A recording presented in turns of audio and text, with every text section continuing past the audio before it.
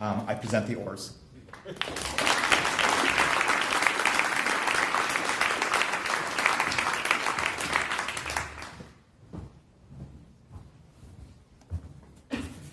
Jeff, thank you for that. Thanks for keeping them short.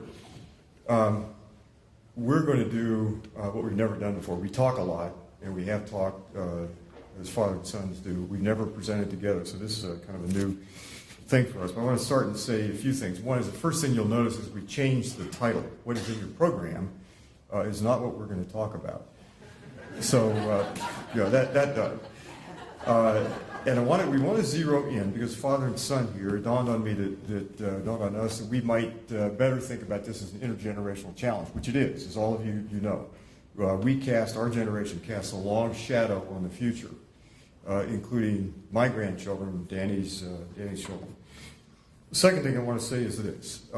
In looking at the climate issue and all the things that are related to it, the church and religion and faith communities everywhere are seen as maybe the 5th or 8th or 15th thing on the list. The first thing is, we got to get the economics right. It's a technological issue or it's a political issue. And I think this is dead center. This is the heart of where we will resolve or fail to resolve this issue. This is where it begins. This is where civil rights began. This is where abolition began. This is where the women's movement began. The labor movement in many ways. Human movements begin with faith community. So this isn't the 15th or 18th thing on the list. This is number one. This is dead center. So the hope, the discipline, the vision starts here with you. It starts in music. It starts in prayer. It begins in dialogue with people with faith. Now, Daniel and I are in dialogue, and I will say this about Daniel, that the only time I've seen him angry had something to do with basketball. He was a star basketball player in high school in a little town where he was one of, 11 people in graduating class. Now, the only other time, actually, we've been on the podium together. The only other time we've been on the podium together was his commencement. He was the valedictorian of his high school class, graduating class. Now imagine 11 people. This is Fox, Arkansas. How many of you know where Fox, Arkansas is? Danny, you get your turn later. Can we turn this mic off? This is going to be a rough morning. This is the father and son team from hell, and here we are at church morning. So I was supposed to, now the 11, Fox, Arkansas, and all of you know where Fox, Arkansas is, you see your hands. All right, well, that's not surprising. Graduating class of 11, and I was giving the commencement talk to this little rural school 2 hours north of Little Rock. And I got upstaged because Danny followed me and was to give the valedictory address. So I told him today, no such thing now. Don't upstage your daddy. I control the will and the $15 you're counting on for, never mind. So let's begin. These are, can we darken the room here just a bit? These two kids on the screen are Danny's children, Lewis on the left and Molly on the right. Molly is pointing to some kind of soil erosion problem that she saw. I told Molly that just before this that this had once been level ground, and a right-wing Republican farmer 50 years ago began to farm here, and this is a kind of disaster. Molly put her hands on her hips and said, "Oh, Granddad." Now, the issue here is, for me, is very personal. There are two faces here, and actually we have wife and I have two other grandchildren, but it comes home when you begin to think of what we have left in store for them and for their grandchildren, as far out as the moral imagination cares to go. This is the problem of climate change. It isn't about economics. It's about what we owe. And you don't solve problems, you don't get the name of right. And for me personally, I think for all of us concerned about this issue, it has something to do with the intergenerational nature of this problem. We are the first generation that can look ahead and say that we're perhaps very likely sending more bads into the future than goods. We've always assumed somehow the price tag for industrialization and all these things would be made up because some of the proceeds went to build schools and museums and universities and medical research and so forth. But we're the first generation that can say, I think unequivocally, that we're now sending more harm into the future than good. Daniel and I also share this. Daniel was a little boy when we moved to Fox, Arkansas, and my brother and I had purchased 1,500 acres in the Arkansas Ozarks. And the purpose of this was to develop an educational establishment, the rule of which was if you drew a line around that 1,500 acres, and this is the northern part of it, it was all curriculum inside it. So the way we farmed, the way we managed forests, the way we built and so forth became curriculum. This is the middle part of the valley. The part here that's clear just above this fence line here is where we built a conference center. That's the southern part. So this became very formative for Daniel and myself in lots of ways. We literally went to the periphery of American society. This is the 5th poorest county in the 49th wealthiest state in the Union, at least at that time it was. We went out to the edge of the periphery. And the center of society, where power and wealth occur, looks very different when you look at it from the center. I mean, imagine looking at the United States from, say, Liberia today. It just takes on a very different cast. These are some things we did there. We built a conference center. This is, if you have good eyes, this is Amory Lovin's. Way back when, we had a sawmill, and we actually cut out the timbers for Amory Lovin's Rocky Mountain Institute. 2 tractor trailer loads of Arkansas oak, 50,000 tons of wood material. Do not ask about the carbon emissions caused by that. This is the conference center we built. We conducted a wide dialogue here with on any issue related to sustainability, so agriculture, forestry, politics. This is the only tillable grant. This is named Stone County, by the way, and it's very appropriately named. One of the things that we did here was we held 25 or 26 years ago the first conference for bankers and climate scientists. Bill Clinton was governor of Arkansas at the time, and he didn't believe climate change was all that real. I said, well, you get your banking buddies together, we'll bring the science people in. So in 1988, and he acknowledged this about a year ago at a meeting in New York. I happened to be sitting in the front, and he looked down and saw me, and he said, David Orr down here. We did the first conference for bankers and climate science, but it was just before its time. It was a quarter century too early. The point there was if you're spending a lot of money, investing money in things that are carbon intensive, you've got a higher chance of going into your bad loan portfolio. This is an economic issue. It makes more sense now. This slide simply puts this into what I think it is. We're enjoined to seek life and do what is necessary to preserve life. And that requires that we understand what life is about. We understand the science behind life, and this is a heavy obligation. And it puts this also in the intergenerational perspective, because thou and thy seed may live and prosper. So this is the commandment relative to this issue. The science is fairly clear, and Catherine last night I'm sure gave you an authoritative vision of this. But just to summarize a couple of things, this is where we're headed. We know that carbon dioxide, the scientific record could not be more clear. Carbon dioxide and methane in the atmosphere drive up temperature. And we don't need to worry about cause and effect of the sequence, but we know that those occur in tandem. All the reports have us going towards something like 2 degrees centigrade warming.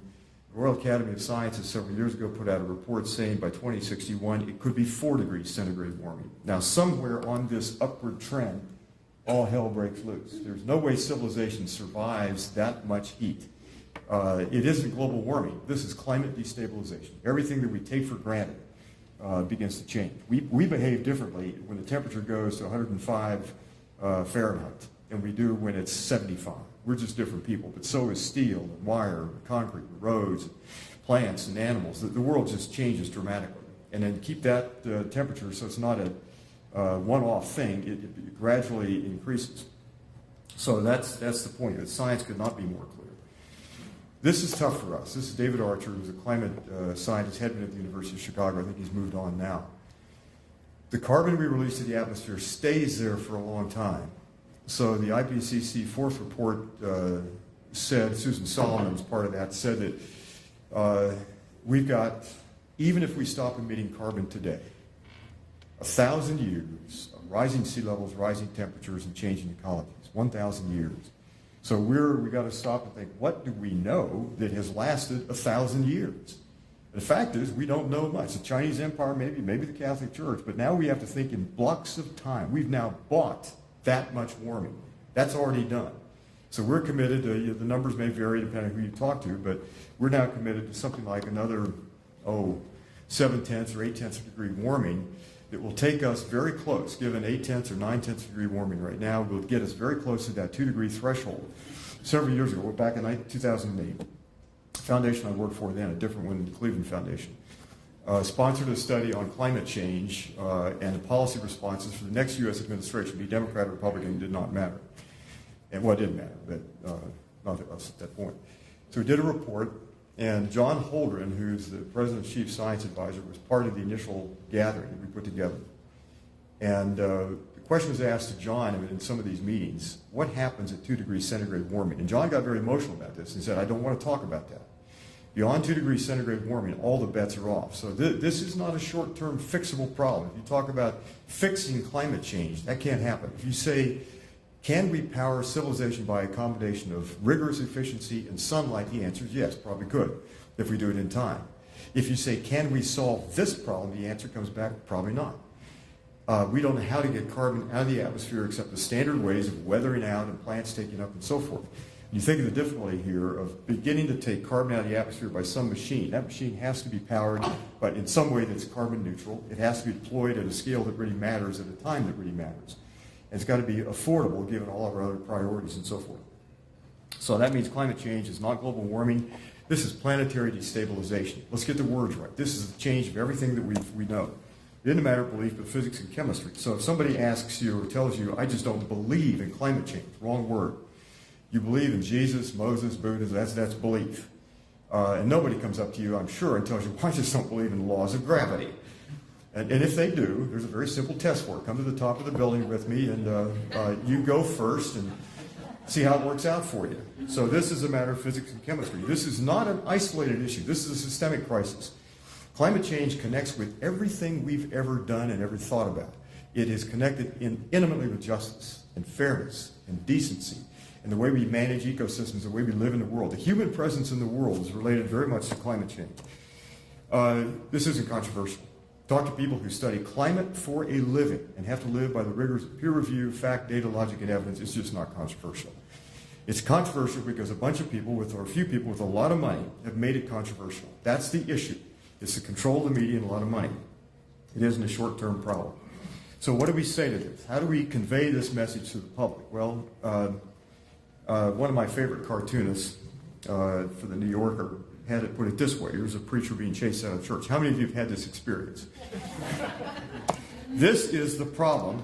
His sermon title that day, or are we all prostitutes? And his answer is fairly clear. So how do we convey hard things to the public? And on one side, people say, well, you can't say this, you can't describe it like it is because you may alarm or depress people. So we got a problem between, remember the movie Jack Nicholson, A Few Good Men? He's on this scene. If you haven't seen it, this is one of the great scenes in cinematography history. Nicholson, Commandant of Marine Corps Base, is on the stand, and Tom Cruise, the young JAG attorney, is losing the case. There's been a murder on the base and so forth. So he's losing the case, and he's got one last Hail Mary kind of thing. So he's trying to provoke Nicholson into admitting something. So Nicholson, at this very scene depicted here, is saying, "You can't handle the truth." Now he did it better, but he's Jack Nicholson. I'm just a defunct college professor. So that's one view, that the public can't handle the truth. And T.S. Eliot and Burt Norton says, humankind can't bear much reality. We're just not up to it. So that's one view. Then there's Winston Churchill down here at the bottom. By the way, this picture of Churchill was taken in Toronto, I'm told. And the photographer got this particular facial expression on Churchill because Churchill was sitting there with that famous cigar sticking out of his mouth. Photographer reached over, grabbed the cigar out of his mouth, snapped the photograph a half a second later. That is not the bulldog of Britain fighting Adolf Hitler. That's a guy suffering oral deprivation. Now, Churchill, bombs falling on London in 1940, Churchill didn't go on BBC and say to the British people, this is a wonderful time for urban renewal. We can finally build a city that Christopher Wren wanted us to build after the Great London Fire of 16, whatever it was. No, he said, I don't have a thing to offer you but blood and toil and tears and sweat. Now, Between this, I think all of us that engage the public in dialogue have to make a decision how to convey this, how to do this. This is going to come up, my answer I think will come up with in dialogue with Daniel. And then the last thing I want to say is this. There's an ancient Islamic tale. The New Yorker magazine depicted it sort of in this cover. And the tale is this. Humankind is in the dock. We're on trial. And the animals have been given voice and sentience. They're the jury. And the question in the tale of the jinn is, what case could be made for humankind? And I sometimes, when I was still teaching, I used to put this to my Oberlin students who suffer a good bit of angst, and say, if you're the attorney for humankind, what case could you make for our survival, for staying on the planet? And so Oberlin students are good Presbyterians, and a lot of them are Jewish. Their first answer is, oh, well, there's no case you can make. We're a despicable bunch, and we got to go. It's okay, well, think about that. We're the folks that generated people like you and Mozart and, my son Daniel, my grandkids and so forth, They think about it. But this is what is before us. What is the case for human survival? Now, the point of this is this. We all want to be sustained. The theory is that since we want to be sustained, therefore we should be sustained. The question being asked in the tale of the jinn is, why do we deserve to be sustained? In some kind of larger ethical, spiritual, religious, faith-centered perspective, what is it about us that makes us worthy of being sustained? The point is that if we better knew why we should be sustained, we would better know how to go about the business of sustaining ourselves and future generations. So this is not a trivial question. Are we just homo economicus, little mini self-maximizers, as economists tell us? Let me stop there. And we're going to engage in dialogue back and forth. I've asked Danny to be reverential, but this is my son Daniel, in whom I'm well pleased. And we're going to talk back and forth here. So let's have at it. Don't pass that on to my bishop.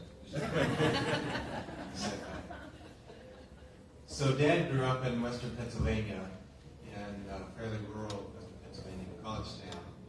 And I've always wondered, I teethed on his first book written in the 70s, The Global Predicament.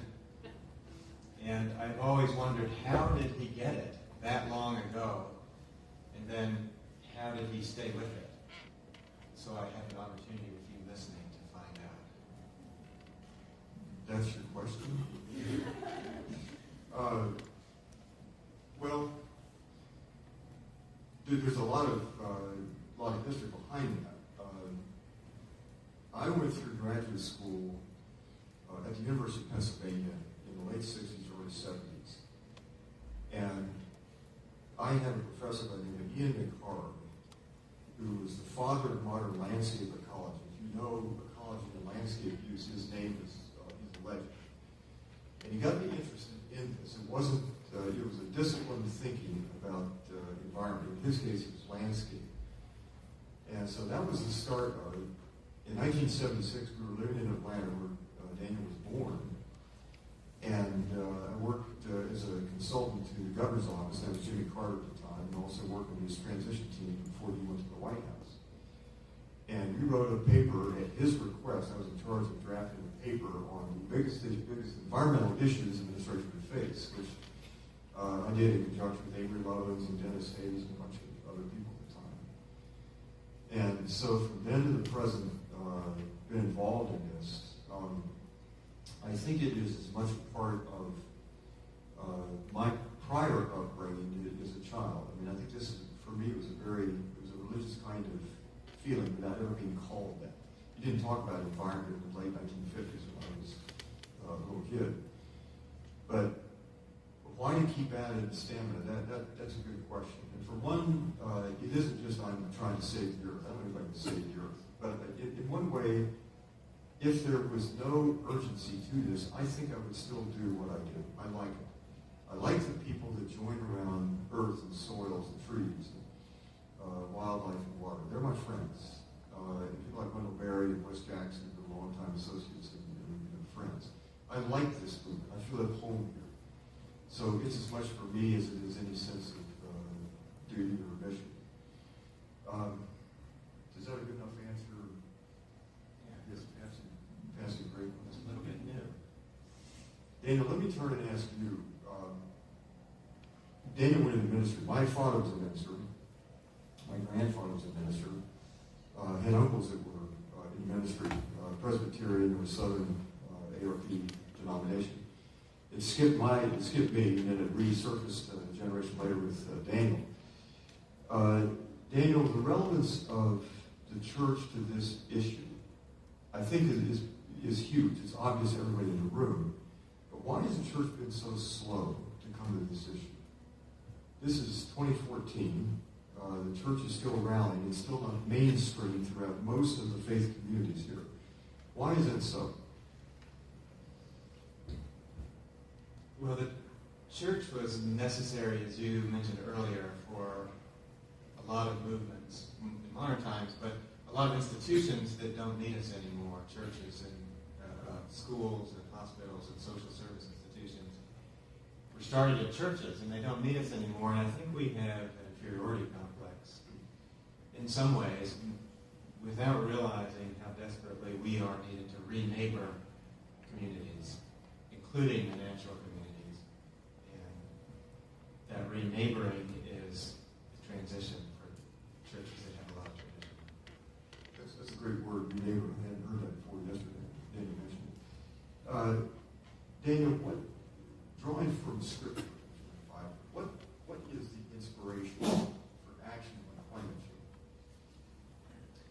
What are the stories and scriptural passages and doctrines that are useful? Well, as I understand, Dr. Hayhow last night said she's done guilting people with fear into action. I'm so happy to hear that scientist is saying that also. And it's time to claim a fuller understanding of our tradition and how we engage the issue, not just as secular environmentalists engage the issue, but as people of faith. And the first thing really is prayer. And the second thing is sorrow, and I think the third thing is in the title of this conference, keeping. But in the Christian scripture in Luke 10, Jesus goes to Martha and Mary's house, and he sits down, and Mary sits with him, and Martha is busy in the kitchen.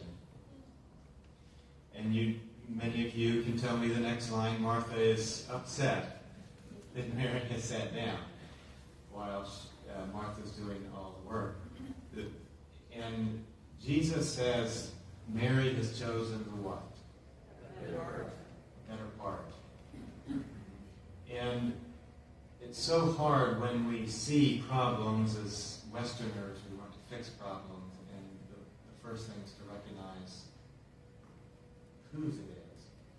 And if we want to move towards sustainability, we have to sit with the sustainer. And that has to be the ground of who we are. And it has to interrupt our busyness.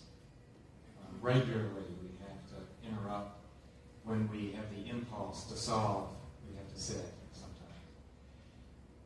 So in sorrow, also I think is another rich tradition for us that we have the most difficulty drawing from and sharing with other people.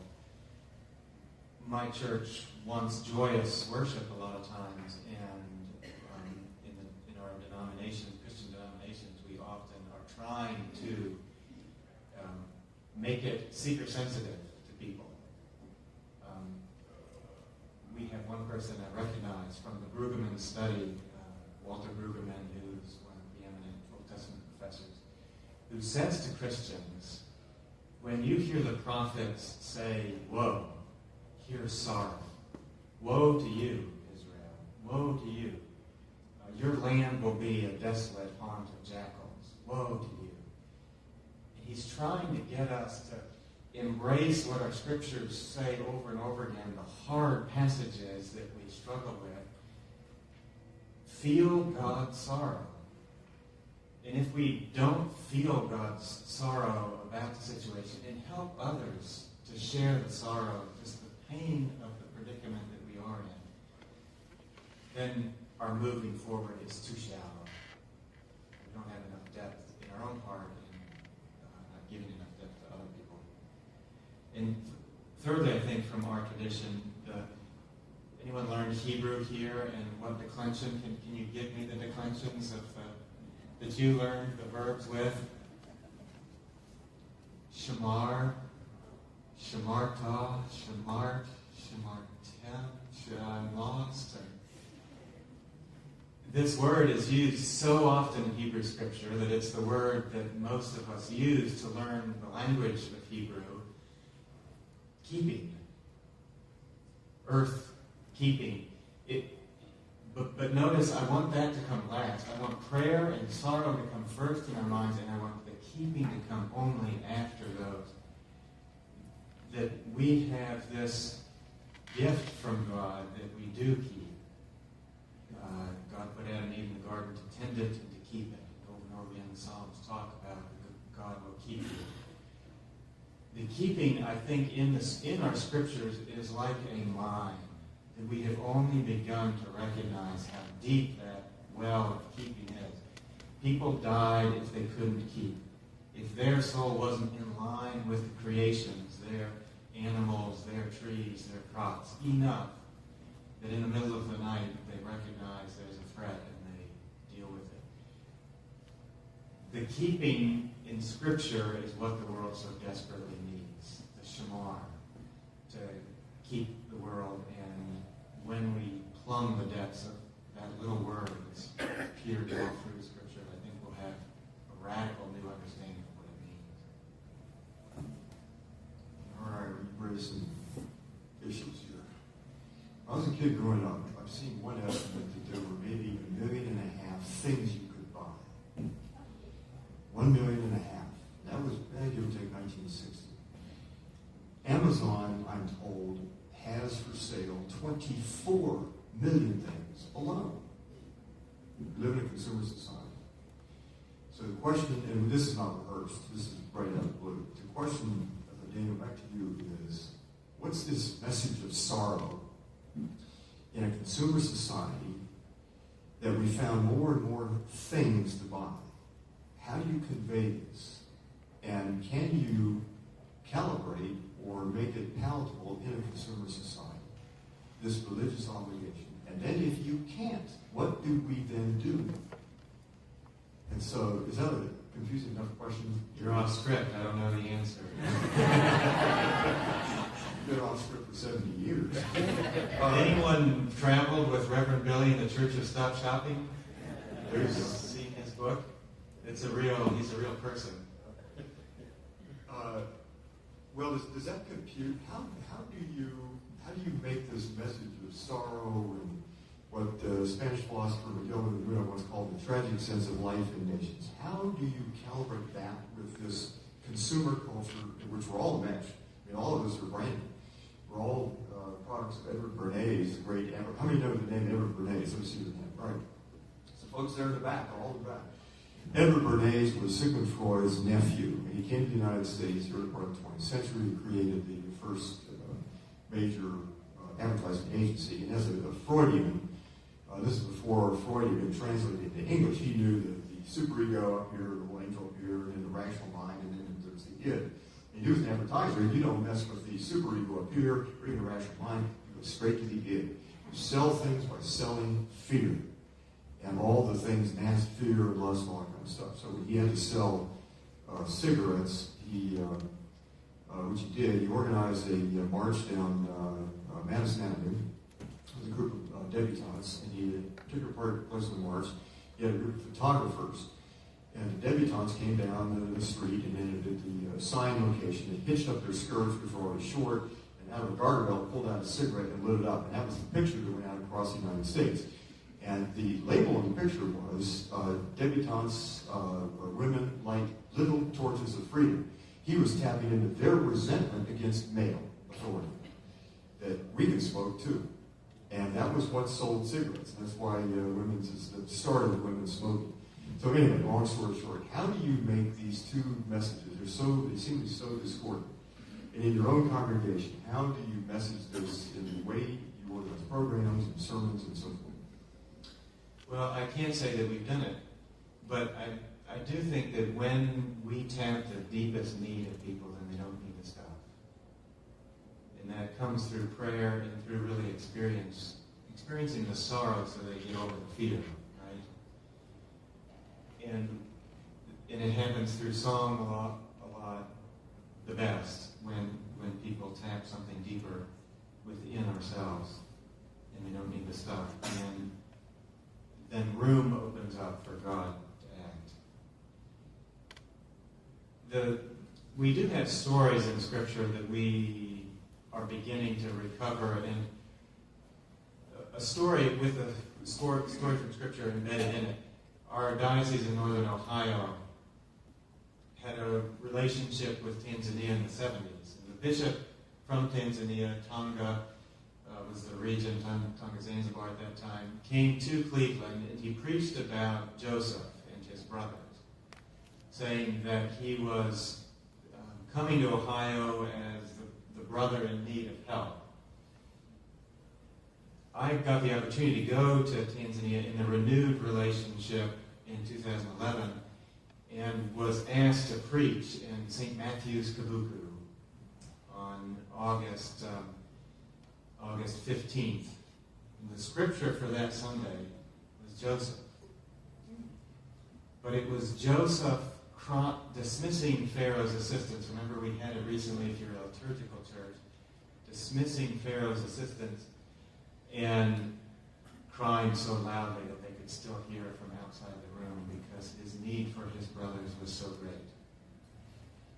So that story of Joseph is a story of climate disaster. He went there and heard in prayer that there were 7 years of drought coming.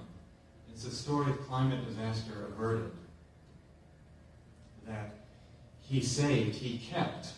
Joseph knew about keeping so well that he kept and enabled not only Egypt to survive, but poor countries to survive as well through this terrible drought.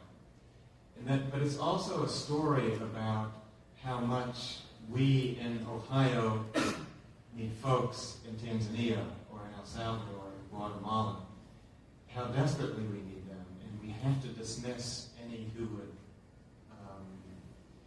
frown at our weeping to be engaged in the work together. So I love the story for the climate connection and for the connection to our faith from Hebrew Scripture. But Dan, the question back to you.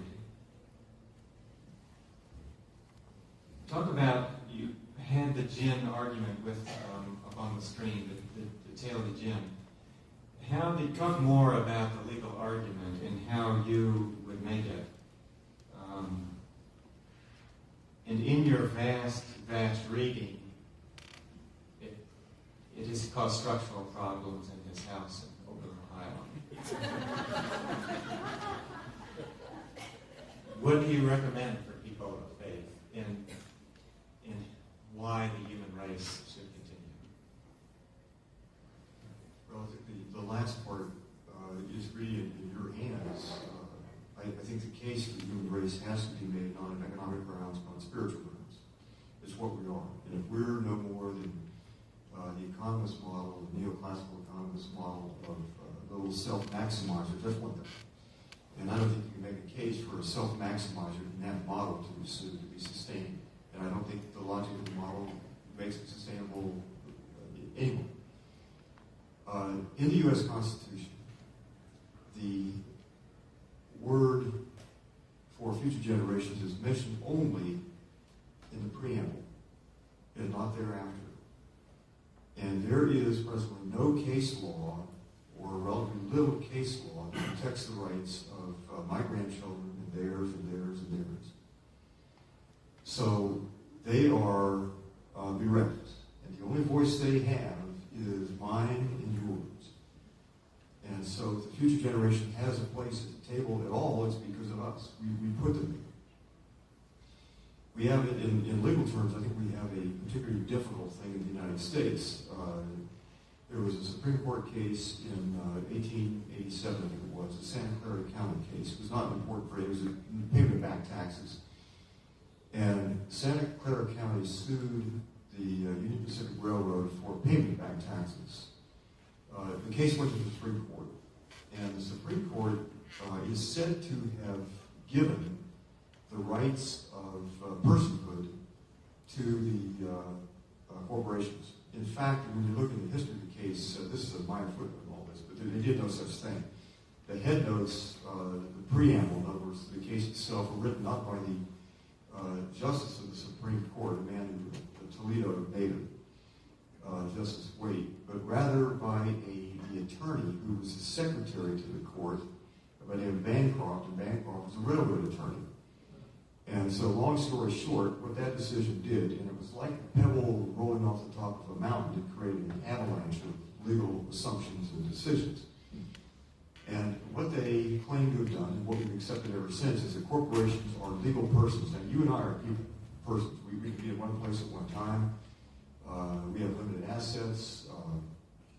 We die. We're mortal. Corporations can be immoral. They can live on, and they are without any conscience. They're simply a bundle of money looking for the highest rate of return. And that's all they are. But they advertise themselves as persons and so forth. So, two issues here for us. There needs to be a case coming out of meetings like this for the rights of future generations. Again, mentioned only one time. Preamble of the Constitution is the only place where future generations are mentioned.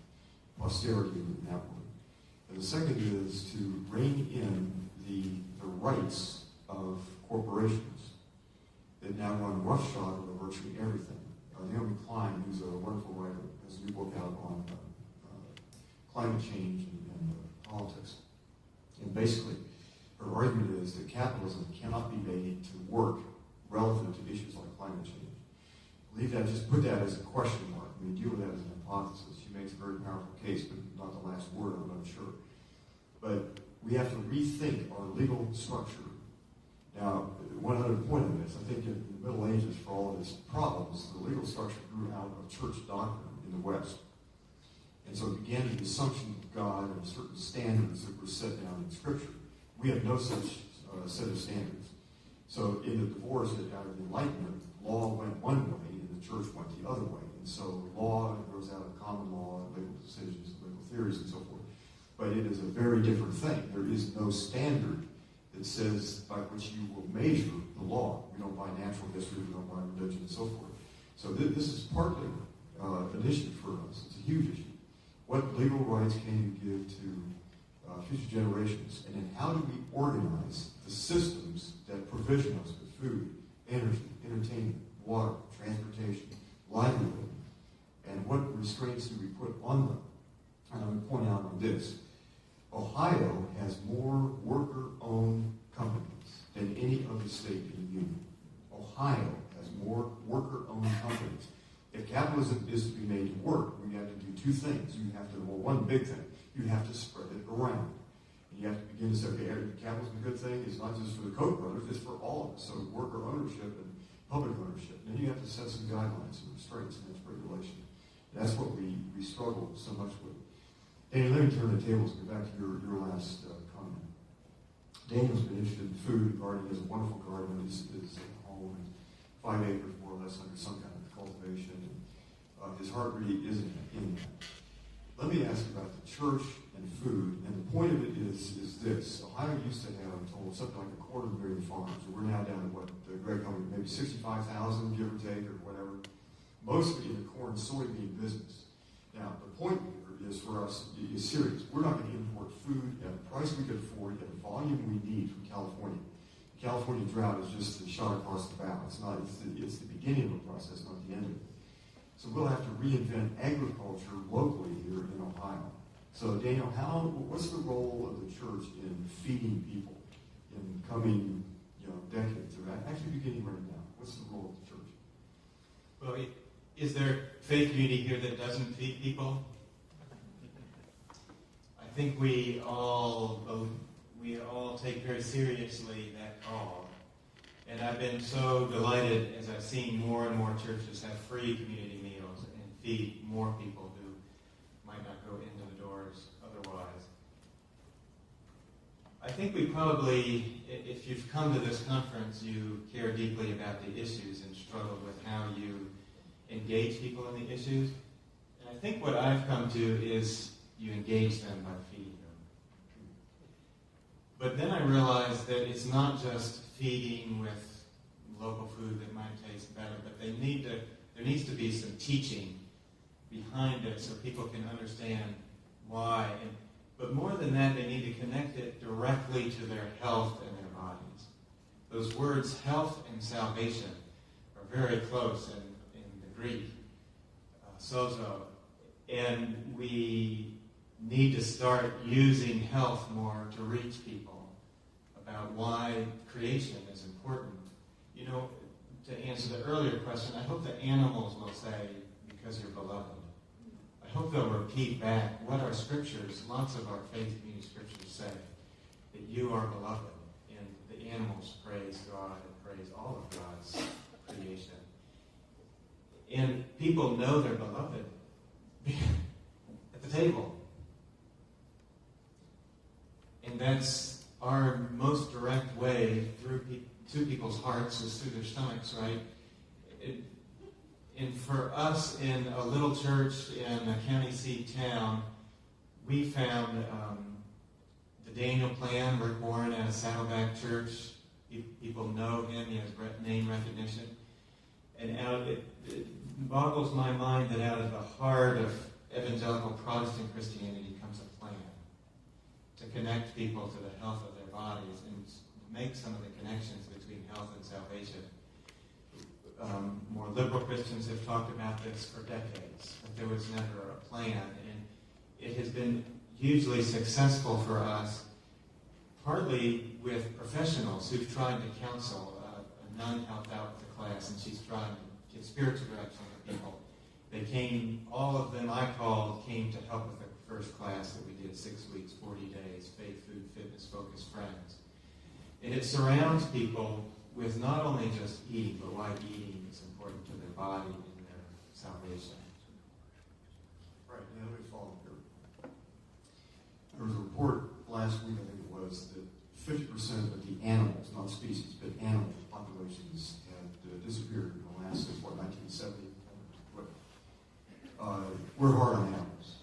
And in the state of Ohio, there are probably within 100 miles of us, I don't know how many confinement feeding operations, but there are a lot of them. And these are animal gulags. Life in those for animals is nasty, brutish, and short. So in the Daniel Plan, and in thinking about the church and food, how radical can you get? We are enormously well-fed, by and large. Nutritional value is another matter, but in terms of the sheer volume of calories, we are well-fed people, and partly because of industrial agriculture. So the question here, and I'm quite sure how to frame this, so help me with the question, but the church is here, and when you get into food, you pretty quickly stray across a frontier into a war zone. It has to do with confinement feeding operation, fracking, the place of the farm, the place of the food system, dead zones off the mouth of the Mississippi, fertilizer industry, fossil fuel industry, big machine makers, the industrial food system that we all live with.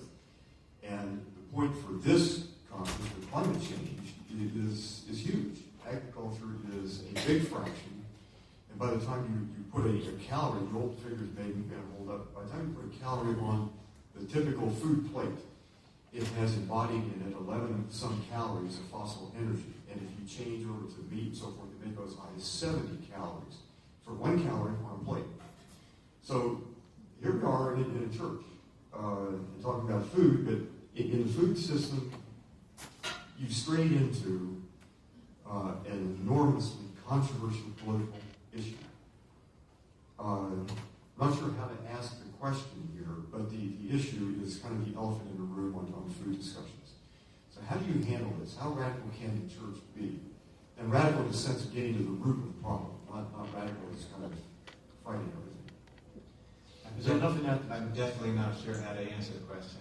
Well, it was an awkward question. Not quite sure how to introduce politics to this, but there's no way. It is the elephant, the proverbial elephant in a room like this. I know that we can't approach the question if we have people who are completely unhealthy, lacking energy, lacking drive, and we have people who are obese and tethered to that industrial food system. And so I think that when we start people at the beginning, and work on our own meals. Little changes yield huge results. We had one woman in the class who had not, I'm serious, not drunk water since the 1970s. She started drinking water. You know, there's a Christian who's not drinking water. There's a Christian who's been washed in baptism who's not drinking water. And it yielded a huge health benefits for her, just one change. And when we can begin to get Christians to make one change for their health, in faith, food, fitness, focus, friends, take anything. So to switch a bit, people would be very interested, I think, to hear a little bit about how you have approached to switch from food to structure, to infrastructure. And the students who have gone out from your classrooms and started some of those businesses that Ohio has. Can you tell a little bit about how your approach has changed the Lewis Center in Oakland College, the Oakland Project now, Gateway Center, and then the Great Lakes Project? Well, you dodged my question. No, I answered it, didn't I? Well, you did. That was actually a beautiful answer in a lot of ways. But I want to get back. I want to make one other comment that this goes back to the question about oil and so forth. It is legal for ExxonMobil to burn their fossil fuel reserves and fry the planet. They can do that and break no law. And if you read Bill McKibben's great article in the Rolling Stone magazine, where he says that it's called the scary new math or something like that. And you look at the hard numbers, which I think he did, and I think they borne up to scrutiny very well, of the value of fossil fuel reserves. We can safely, and that has got to be put in quotation marks, burn maybe 20 to 25% of what is currently in the reserves. They're determined to burn the rest of it. And if they do, they will trip Earth into a brand new system. Anyway, that's that. All right, your question is 70-some% of our sensory apparatus is in our eyes, or connected to vision. So we tend to believe what we see. And the reverse is also probably true. We tend to believe and see what we believe. So there's this complicated relationship about sight. And it is all the way through the Bible. People have vision variation. You find all kinds of scriptural references to sight. But in teaching, I decided a long time ago that if I introduce numbers to students, and they look at all these trends going up like this and down like this. We were 1 billion people on the earth in 1800, now we're 7.2 billion. Before this is all over, we'll be 8 or 9 or 10 or 11 billion people. No one knows. Oceans are acidifying very rapidly. Climate is changing. Is there anything we're not doing to the earth right now? That is incredibly depressing to 18-year-old kids. My obligation as a teacher, yours in a ministry and related in churches, is to tell the truth as best you can see it. And so you've got to tell them that. But when you've done that, you've raised the energy level. And then you can either go to despair or what. And the or what is what I'm trying to focus on. So I don't want to, at the end of my teaching career to the present, I don't want to teach anything that doesn't have an applied component to it. So between optimism, if you're optimistic about the human future, you just don't know enough. You're not paying attention. You are silent. You do not know enough. If you go to despair, that's a sin. You don't want to go there. The middle ground between despair and optimism is called hope. And hope is a verb with its sleeves rolled up. If you're optimistic, you don't have to do anything. If you're in despair, you won't do anything. But if you're hopeful, you have to do something. You're enjoined to act. So hope requires us to be active and so forth. So a pedagogy of hope. I don't like the word pedagogy. It sounds like you have a foot disease. But that pedagogy, yeah, but I'm taking something for it. But anyway, the issue with hope is, what do you do in a class? And I think that you can build this into churches, you can build it in educational institutions. So in 1995, we began to work on a building. It's the Adam Joseph Lewis Center now. It was named a couple years ago as the most important green building in the past 30 years by an American Institute of Architects panel. I'm proud of it, not because of the building. Buildings are just buildings, but because of what came out of it. The rule that the students set down is, we want to design a building that causes no otherness, human or ecological, at some place else or some later time. boy, you take a deep breath. That's like truth and beauty and justice. I mean, to reach that standard, you can try to get there. You're never going to get all the way there. Buildings can cause a lot of damage. But that meant you had to go to the wells and the mines and the manufacturing establishments where material flow starts. It gets crystallized. Where did all this stuff come from? Where were the forests and mines and so forth that led to the making of this building? Where did the carpets come from? And then that's upstream. If you think downstream, you contribute to climate change or biotic impoverishment or ocean acidification. You cannot say if you have violated human dignity and ecological functions at either side of this, you can't say that the thing is beautiful. So anyway, we did the building. It is last year generated 144% of its own power from sunlight. It's drinking water in, drinking water out. We've broken ground on a new hotel in Oakland. It will be the first, I believe it's the first entirely solar-powered hotel and conference center anywhere in the world. But in engaging students in those projects, you show them that there's hope. They can do something. I don't know what you do about climate change globally, but I know you can take a building, 14,200 square foot building, 15 years ago, and you can power that building by sunshine. To do it now, the technology is much better now, at much lower cost. Photovoltaic energy, solar electric systems now compete with baseload coal across most of this country. Baseload coal, and that's a revolution. Means you put your power system on your roof to heck with the grid and utility. They can work on that. That's a more complicated question to decide. But what comes out of this is the proudest moment of my time in Oakland was when at the 10th year anniversary of the Lewis Center, some of the kids who worked on that building, 250 in total, came back, and it was what they had done in the years since. They had started businesses and development. There's a $17 million US UBC gold-rated building, mixed use, 33 condominiums, and so forth, right in the middle of the downtown. We've now started right across the block, a 13-acre block. We call it the Green Arts District. It'll be powered entirely by sunshine. We're going to work on the water system to see if we can make that also zero discharge. Drinking water in, drinking water out. No problem. We've got one little tidbit. Maya Lynn is doing a sculpture for that particular building, for the hotel gateway building. So, Daniel, long story short, I think the answer is make it visible, make it real. We tend to believe what we see. If your churches become places where hope is made manifest, they use a fraction of their electricity, or better yet, use none at all from power sources. And the church becomes a visible testimony. You didn't think of what churches can do to build buying power in congregations and surrounding communities. But what you're doing is in Power and Light is incredibly exciting work. This is ground zero for the transition. Let me turn it back to Daniel. Students have come out of Oberlin, students I've graduated with, who I know do not have a business bone in their bodies, and they've started $17 million projects straight out of Oberlin College, which is a miracle in itself. So this is some of what we've talked about. Ecological literacy. I don't know if that word should go anywhere out of this room, but prayer, grief, and keeping may be in that order, to recognize that our connection to God is a primary place to start. Facilities, efficiency, and renewable. We'll have a few slides in a minute to see some of what Dad just talked about.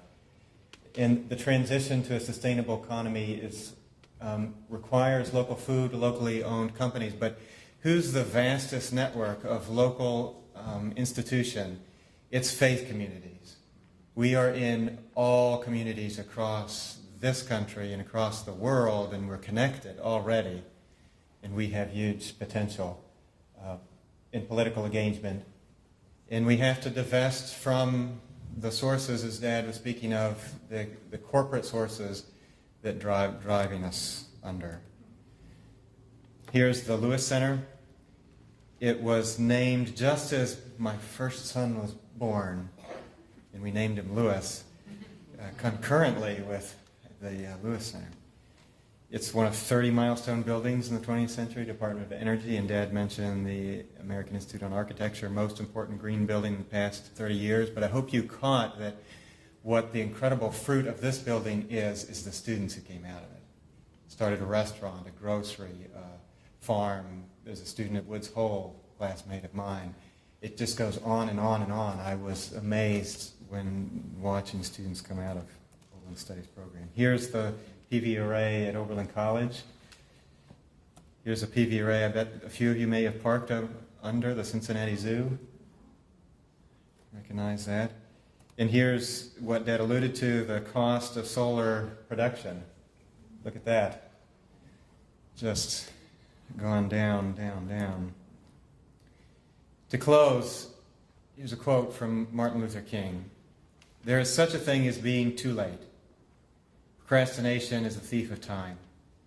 Life often leaves us standing bare, naked, and dejected with a lost opportunity. The tide in the affairs of humans does not remain at the flood, it ebbs. We may cry out desperately for time to pause in her passage, but time is deaf to every plea and rushes on. Over the bleached bones and jumbled residue of numerous civilizations are written the pathetic words, too late. Our God does call us beloved, though. And this is God's creation. And God is not too late. Thank you.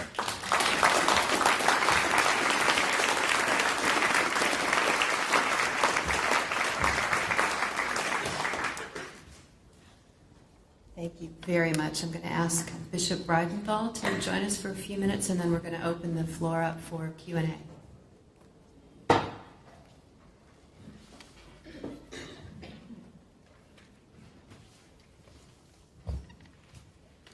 First of all, thank you so much for a really stimulating conversation. I've been asked simply to do a quick response to sort of get the juices flowing in the room as a whole. And so I'll just start by talking about something that I could not get out of my mind while you were talking. Before it befell me to become a bishop, by the way, say hi to Mark for me. There are two dioceses in Ohio, Southern Ohio and Ohio. So, Mark Hollingsworth is my good friend and colleague to the north. But before I was a bishop, I was for some time involved in campus ministry. And my title was Dean of Religious Life. So I had to figure out what that title meant. Did that mean that I was responsible for a fairly small fraction of the university community that would self-identify as religious? Or was I there for everybody, whether they wanted to identify as religious or not? And my answer to that question was that I was there for everybody, because the religious disposition is not limited to overt belief in God. The religious disposition is the readiness to respond to the neighbor's request for attention, whether or not that request is in our own self-interest or not. That's what it means to be religious. So I went around just telling everybody they didn't know it, but they were religious if they cared about anybody else besides the people that they were immediately responsible for. And of course, that's what you've been talking about all morning, is that the religious disposition is the disposition to care about other races, another gender, other classes, and ultimately about the world itself and all the living creatures that are within it. So that's the deep structure of your claim that the subject of climate change is a religious question, because it is about the call and the cry of the earth to all of us to pay attention to it, and ultimately, in so doing, to pay attention to who and what we really are. I was struck by your reminder that the really important social movements of the 20th century all arose out of religious communities. But it raised in me a certain possibility of despair when I, as I'm sure it's true of many of you in this room, look back 20, 30, 40, 50 years and remember the good old days when it meant something to be part of an institutional religious community. Not true anymore. Especially the clergy in here will know that it's not a cool thing to be ordained. And when most of us don't talk to our co-workers or friends about what we do at our church or synagogue or mosque, we just don't talk about it because it's not cool, and it might actually cause us to lose friends. So we are in a very different time, and lots of religious communities, not just the Episcopal Church, but all over the map, are really afraid that they are dying. And so one of the reasons why I think we have not been at the forefront of social change is that we have been very preoccupied for the last 20, 30 years with this impending sense of despair about our own survival, which we need to let go of, or we will not be able to be leaders anymore. We need to stop caring about the survival of religious institutions and start recovering our own attention to God's call and God's keeping of us. So I thank you for helping me to remember that.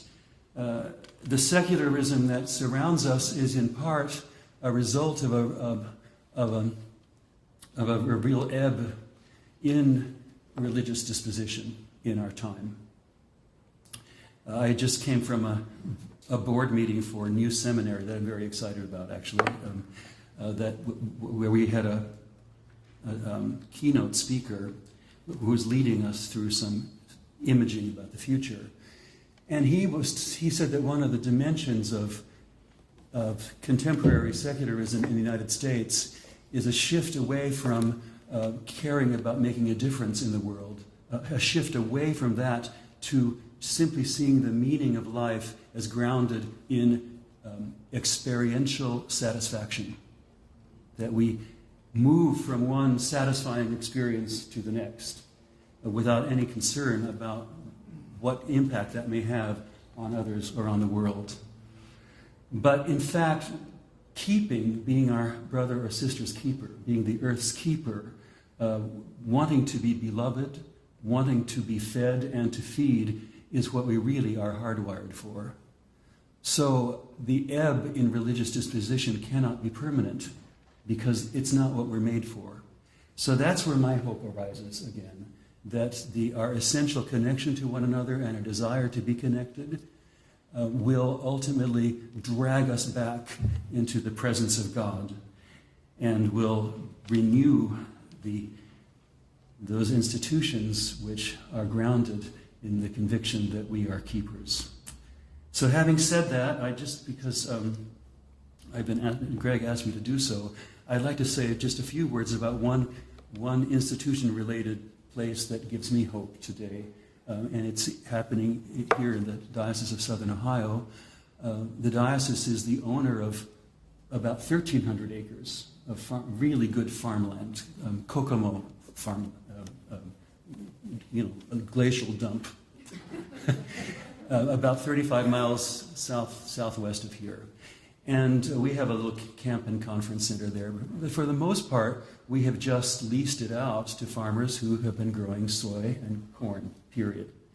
And we have just begun in small ways to try to think about how the fact that we own this land brings with it some religious obligation, an obligation to begin to learn how to restore wetlands and forest, how to provide young farmers with a place where they can experiment with much more of variable cultivation, a place where young people can learn to grow things and to learn some of the Benedictine dimension of the religious experience.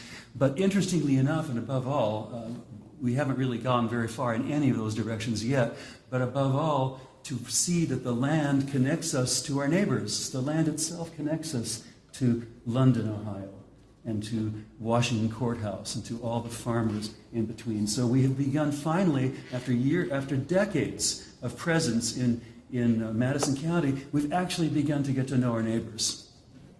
And that is a concrete example of how your claim that if we begin to pay attention to the earth, we will begin to learn again how to re-neighbor communities. So I thank you for that, and I'll be quiet now. Thank you so much.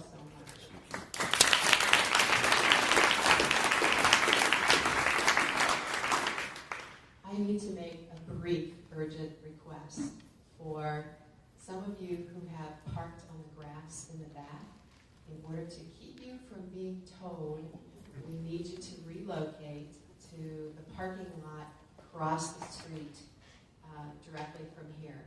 So if you are parked on the grass, please move now so that you don't find yourself in a towing situation. And we do have parking passes. If you need them, they're at the registration desk. It is the parking at the Bill Davis Stadium lot, so it's right across the street from here. I'm sorry. And now I'd like to open this up for Q&A. And Greg, if you would facilitate that, please.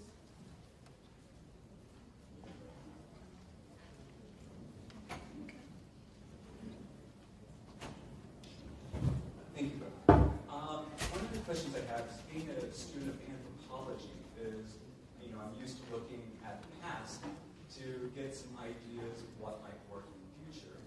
And after the fall of Rome, monasticism was a stabilizer for our community, and we were asking for something radical that the church can do.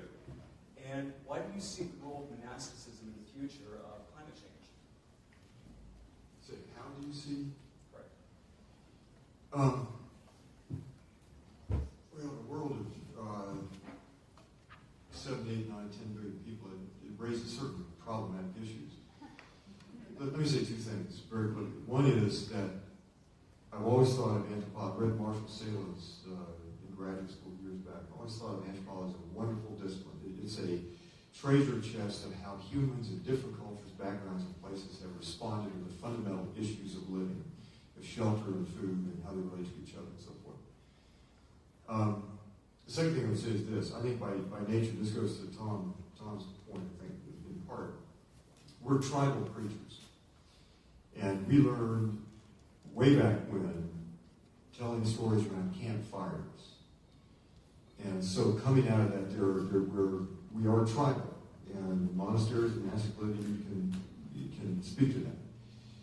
But more than that particular tradition, I think, is the need to in Danish word, re-neighbor.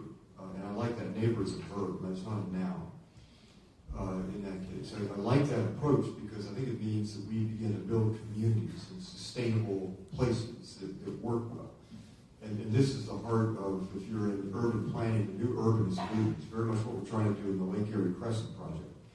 But to take large cities and places and begin to rebuild communities that do a lot for themselves, where neighboring, in fact, is a verb and the sleeves rolled up and so forth. Daniel? Well, I think Bishop Breidenthal might have a response to that. In both North and Southern Ohio, there are different communities forming, and you're closer to them than I am, that may be something like this.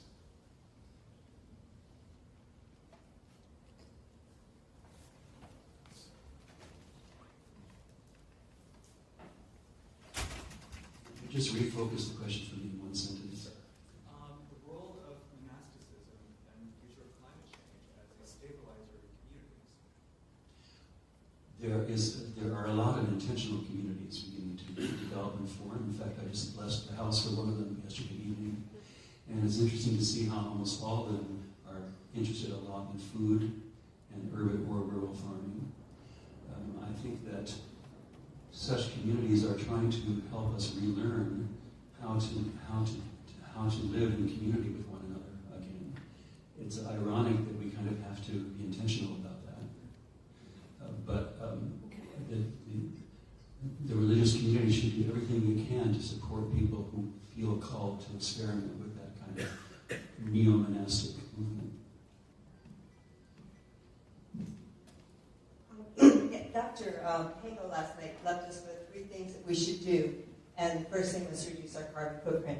So thinking about your green building, if you were thinking of relocating a building or buying something you could retrofit, I don't know where to begin. Is there an author? Is there do we have rebuilding groups now that would come and build for you? I don't know where to begin with that. Very quickly, there is a website, Green Build, which is a Vermont organization that used to publish a hard copy of a monthly magazine. And they're now strictly online. But if you go to Green Build, and it is located in Vermont, that's probably the best source of information. But there are lots of books. If you Google, go to Amazon, don't buy from Amazon. They're bad people. But that's my politics. But go, if you Google green building, how to, and so forth, there'll be a list of 100 books that come up. And if that doesn't work, email me, just david.orr@oakland.edu, and I'll send you my reading list for a class. But there is lots and lots of stuff out there. And the idea of keeping a building that is already built, you have the embodied energy in it. If it is salvageable, keep it and remake it. But thanks for that question. I'd like to thank you all very much for this presentation. It's fascinating, particularly at the end, David, you mentioned the word hope. And I wanted to give you a quote, which perhaps many of you are already aware of, but I only became aware of it about 6 months ago. And it's by Moses Maimonides, a 12th century Jewish scholar, and it's become for me the most important thing that I have heard recently. Hope is the belief in the plausibility of the possible, as opposed to the necessity of the probable. I'll say that again. Hope is the belief in the plausibility of the possible, as opposed to the necessity of the probable. It took me 3 or 4 readings to grok it, to really understand what it was saying. And I realized as I was listening to you that this is what we're talking about here. It's probable that things are going to get worse. It's possible that they could get better. But it will only happen if we, communities of faith, and the people overall, act. We talk about the commons, healthcare, education, public services, the environment. All of these are gradually being privatized and moved forward so they can be monetized. It used to be the responsibility of society itself and the government, governing body, to do these things. We, as faith communities, are filling in a gap that should not be there. And it's great that we are. But it should not and need not be this way. And you mentioned the Santa Clara case. That was the beginning of it all. Corporations acquiring the ability as people to optimize their profit at the expense of the commons and we the people. And I think we can turn it around. Thank you. Thank you. It's very, very wonderful quote. Thanks.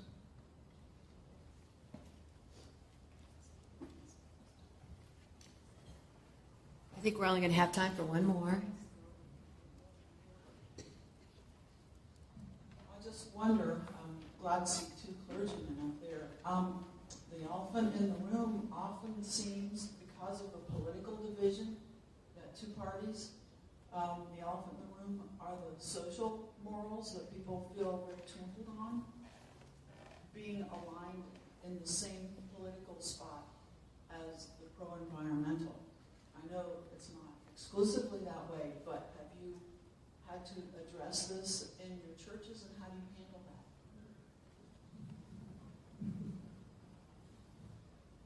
Well, as I mentioned, we took a program from a very evangelical church that had name recognition in our area, which is pretty highly evangelical and probably Republican. And it's really not, either. It's a fantastic question because it's the line you have to walk, but it's not a line, right? We as people of faith know that we're focused on our Creator, and we all share the creation. It doesn't matter what brand we belong to.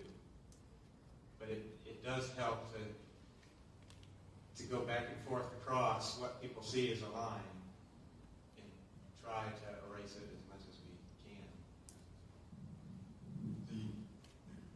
A lot of the lines we experience in this kind of cultural war, political discourse, are phony lines. And we've got to call them out. The opening scripture we had here from Deuteronomy, choose life. That means we have to be students of life. And we have to follow that logic. This is not a cafeteria. We can pick this and this and this. So if somebody says on the, quote, right-wing side, and there are people who make a very good living by keeping us divided between right, left, liberal, conservative, that's just nonsense. We're all liberals and conservatives. You flip the coin over, and all of us are both. On some issues we're conservative, some we're liberal. and we change over the course of a lifetime from one to the other as we learn. It's called growing up and maturing. And so if somebody says life is absolute and on abortion you cannot have an abortion, I can buy that. I can say, but if life is absolute, then you have to be for life after birth. You got to be for all those programs for little kids. And you got to be for gun control. Guns are killing people. You got to be for gun control. You got to be against the death penalty. You got to be for the Endangered Species Act. That's about life too. So this isn't a cafeteria, folks. If you have an ideology, you can make it a cafeteria. You can pick this and this and this and this. But if it's a consistent philosophy and life is the core of it, then you've got to follow it where it goes. You've got to protect life in all of its forms. And then you also have to for future generations and the life of other species. And so that is one heck of a call. Now, on the size of the church, let me just say this. We're not big by numbers, and I think the bishop pointed this out, that we're diminishing in the fear of the congregations, or, I'm a UCC member, and so forth. But we are, in biblical terms, like the salt in the stew. We're not large by volume, but we're large by taste and effect. That's what we are. That's what we're called to be. Thank you. I would just add that the moral and spiritual practice of going to church or synagogue on a regular basis is so that we learn how not to demonize one another and how to be able to see how differing social convictions can arise out of the same religious convictions. Pacifists and just war theorists need to spend time seeing how both of them arise out of a deep and profound desire to follow the gospel of need. And the same is true for every other kind of polarization that we experience at this time. We have to, as Krista Tippett says, we have to learn to sense in our own selves the fear that perhaps the person we disagree with most might be right a little bit. To see where we might agree. That's a moral practice, a spiritual practice that helps us regain the profound reality of our connection to one another. And that's what then makes it possible for us to see God's earth around us. Again, thank you.